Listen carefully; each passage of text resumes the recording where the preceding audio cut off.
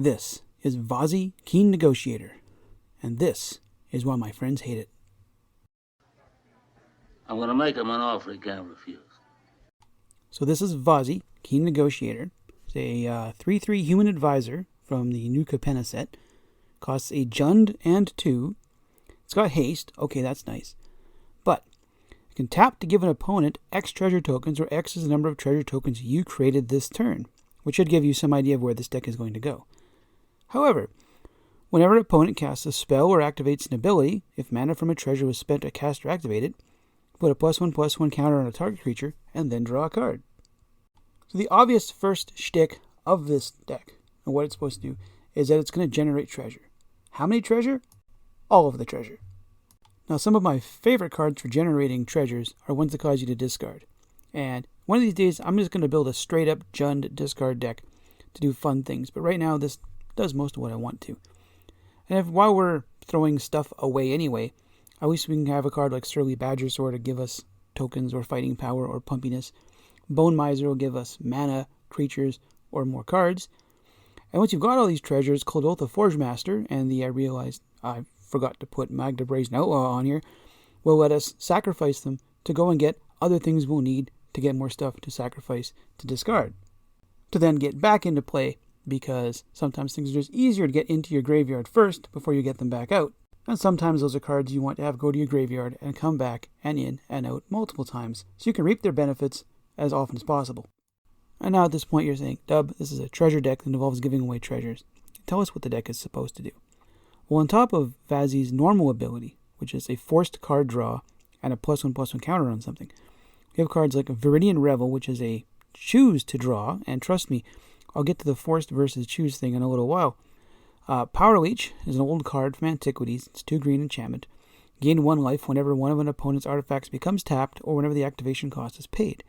So in order to use a treasure token, they have to tap it to sacrifice it. And if they use it to pay the activation cost of an artifact, you're getting 2 life per. It gets you somewhere. Mazurek Krell Death Priest, the ringleader of my stupid food deck, also makes it great. After all, if people are going to be sacrificing these treasures, you really ought to be getting something out of it.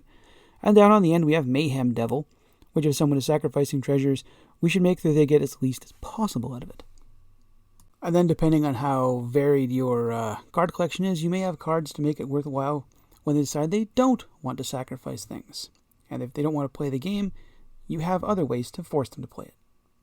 And since we're playing green anyway, we might as well find ways to use Vazi as often as possible, even if it's only to give away 1 or 2 tokens a turn if you're working kind of slow. If you're also making a few tokens, Idol of Oblivion is a really neat and pretty cheap card that as long as you've created a token this turn, you get to draw a card. I mean, okay, I made Add Treasure this turn, but also I'm going to tap to draw a card. And it's on any turn, right?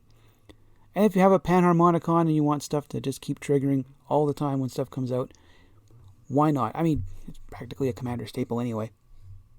And now on the forced versus choosing card draw thing. The first time I played this deck, it worked rather fun because no one knew what to expect. And didn't realize until a little too late that I was, profiting far more off of the pretend value of a Jund group hug deck than it really should have. Second time, I was doing great until I got milled really, really bad. I got caught with, I think, like 20 or 25 cards in my hand.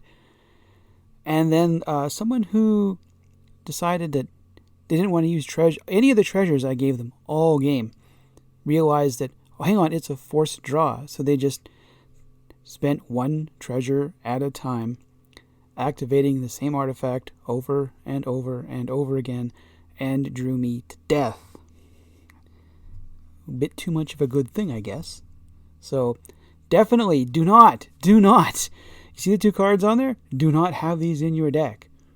I almost thought about running Words of Wilding so I could skip draws to get bear tokens, or maybe an Obstinate Familiar for, really making sure it doesn't happen to you.